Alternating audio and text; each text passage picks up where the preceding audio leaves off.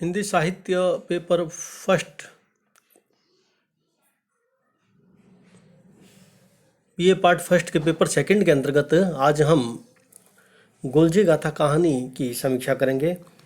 राजस्थानी साहित्यकारों में हिंदी आंचलिक कहानी का सफल प्रतिनिधित्व करने वाले साहित्यकार द्वारा रचित गुलजी गाथा एक प्रतिनिधि आंचलिक कहानी हम कह सकते हैं।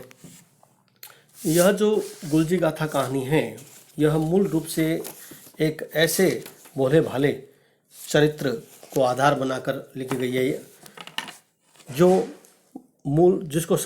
सभी उसको एक प्रकार से उसके भोलेपन का फायदा उठाते हैं।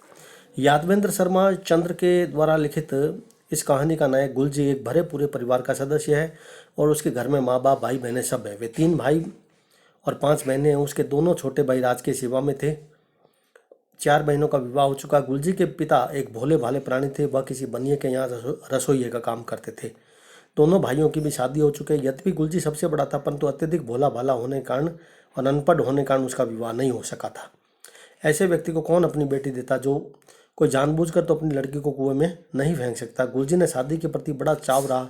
कई बार वे एकांत में अपनी माँ से कहता, माँ तू मेरा विवाह क्यों नहीं कराती है। तब उसकी माँ कहती है, बेटा मैं तो करना चाहती हूँ पर कोई बाप अपनी बेटी भी तो तुझे दे। तू ठहरा अनपढ़ और भोला, कुछ भी काम नहीं करता। यदि तेरी शादी कर दूं तो पीछे आने वाली बीननी खाएगी क्या। 2 टाइम चूल्हा जलाने के लिए भी पैसा चाहिए। तू कमाता नहीं, भाइयों के टुकड़ों पर पल रहा है।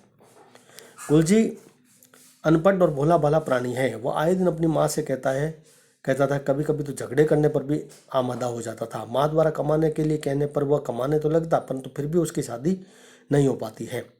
गुलजी की माँ उसकी शादी के लिए खूब दौड़ भाग भी करती है परंतु गुलजी को संभालने वाली लड़की उसे नहीं मिली। माँ की इच्छा थी कि ऐसी लड़की हो जो इस भोले भाले सीधे साधे को संभाल ले। कोई लड़की तो खुद ही अधपगली होती थी और कोई गुलजी को देखते ही रोने लगती। एक लड़की ठीक ठाक थी पर उसके माँ बाप ने 5,000 रुपये नगद मांगे जो गुलजी और उसकी माँ के पास नहीं थे। जब उसकी माँ ने दोनों भाइयों को पैसे के लिए कहा तो वे भड़क उठे। उन्होंने माँ पर आरोप लगाया कि वह क्यों किसी लड़की की जिंदगी तबाह करने पर लगी हुई है। वह इस गैले के पीछे कौन सुखी रहेगा। गुलजी की दृष्टिकोण में जो दुनियादारी है उसमें एक चालाकी जो होनी चाहिए वो गुलजी में हमें बिल्कुल दिखाई नहीं देती है। वह दुनियादारी की कलुषित चालाकियों से पूर्णतः अछूता व्यक्ति है। एक बार जब हिरकी नामक परित्यक्ता स्त्री का सामान लेकर जा रहा था तो हिरकी के घर पर उसका पूर्व पति भांग के नशे में चूर होकर बैठा। वह हिरकी को अपने साथ ले जाने के लिए पकड़े तब गुलजी को गुस्सा आ गया और उसने उठकर कागज के खिलौने की तरफ फेंक दिया। उस दिन हिरकी ने उसे कहा कि तुम मुझसे ब्याह कर ले। तो गुलजी ने कहा कि तुझसे कैसे ब्याह कर लूँ, तेरा तो ब्याह हो चुका है। तो गुलजी ने कहा कि एक ब्याहता मेरी लुगाई कैसे बन सकती है। हिरकी की बातें सुनकर गुलजी नाराज हो गया और हिरकी से कहने लगा कि ऐसा ब्याह नहीं होता। मैंने हजारों ब्याह देखे हैं। आदमी के ब्याह में हाथ काम लेते हैं, फिर छिंकी निकलती है, बारात होती है, फिर हथलेवा जुड़ता है, अपनी बीननी के संग बाद में फेरे खाती है। जानती हो बीननी बींद से 7 वचन लेती है और बींद 1 वचन। बस इसी प्रकार की एक तस्वीर शादी के बारे में गुलजी के दिमाग में थी और इसके अतिरिक्त शादी का उसको कोई विशेष ध्यान नहीं था। शादी का कोई विशेष करते हुए दायित्व से वह अनभिज्ञ ही था और चूंकि वह भोला भाला था तो माँ की मृत्यु के बाद गुलजी के जीवन में एक अजीब सा सन्नाटा भर गया था। उसकी शादी की समस्त आशाएं भी इस तरह समाप्त हो गई। वह बुरी तरीके से हताश भी हो गया। घर में जब उसका मन नहीं लगता था तो एक प्रकार घर उसे काटने को दौड़ता। यद्यपि घर में अन्य सदस्यों की चहल पहल पर गुलजी को अकेलापन असहनीय हो रहा था पर अब निपट वह अकेला ही था। थोड़ी बहुत मजूरी जो कर लेता था उसमें बाकी पूरे शहर दिन भर वह शहर में घूमता रहता था। लोग उसे नाम पते पूर्वत पूछते रहते और जब वह जवाब भी देता दिन भर इधर उधर चक्कर लगाने से थक कर चूर हो जाता, रात को सो जाता। 2 छोटे भाइयों की बहुएं थाली परोस कर रख देती, वो खा लेता। न उसके प्रति कोई आत्मीयता थी और न ही कोई घर में प्यार। परंतु उस घर के अतिरिक्त कोई उसका दूसरा आश्रय भी नहीं था। सब कुछ गुलजी को व्यर्थ लगने लगा। नाते रिश्ते सब बेकार लगने लगे। रात में लेटे लेटे वह सोचने लगा उम्र ढल रही है, सिर के बाल भी सफ़ेद होने लगे। अधूरापन कचोटता है, खालीपन और उबाऊ वातावरण से वह दुखी हो गया था।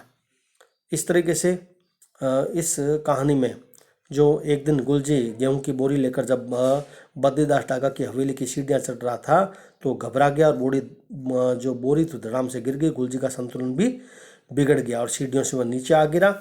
और उसके जब सेठ बद्रीदास ने उसको अस्पताल में भर्ती करवाया और उसके घर वालों को सूचना करवाई तो घर वाले अस्पताल आए। गुलजी की आंख के नीचे घाव था और बाएं पाँव की जांघ की हड्डी टूट गई। सेठ के मुनीम ने दवाइयों की व्यवस्था कर दी, क्योंकि सेठ बद्रीदास ने गुलजी के 5,000 रुपये और उसकी माँ के जेवर रखे हुए थे उसकी शादी की खातिर। अस्पताल में गुलजी के घर वाले उससे पैसे मांगने लगे। वे आते और उस पैसे मांगने, परंतु गुलजी ने उनसे कह दिया कि मेरे पास एक पैसा भी नहीं है, मुझे मर जाने दो, मेरी कोई सेवा मत करो। उसके घर वालों की उपेक्षा और भी बढ़ गई इससे, और वह उस तरह अपने उपेक्षित व्यवहार से काफ़ी खिन्न हो गया। और सेठ कुंदन ने गुलजी का समाचार हीरकी के पास में पहुंचाया। वह अस्पताल गई और गुलजी की दुर्दशा देखकर उसकी आंखों में आंसू आ गए। उसने उल्हाना देते हुए गुलजी से कहा कि मुझे खबर तो करते, मैं तेरी लगती क्या हूँ जो तू मुझे खबर करता। इस तरह उसने एक उल्हाना दिया और अस्पताल में हीरकी ने गुलजी की सेवा की, और अस्पताल से छुट्टी मिलने के बाद हीरकी गुलजी को अपने घर ले गई। इस तरह इस कहानी में गुलजी गाथा कहानी में यादवेंद्र शर्मा चंद्र ने गुलजी जो इस कहानी का नायक है उसके चरित्र की विशेषताओं को हमारे सामने प्रमुख रूप से उभारा है।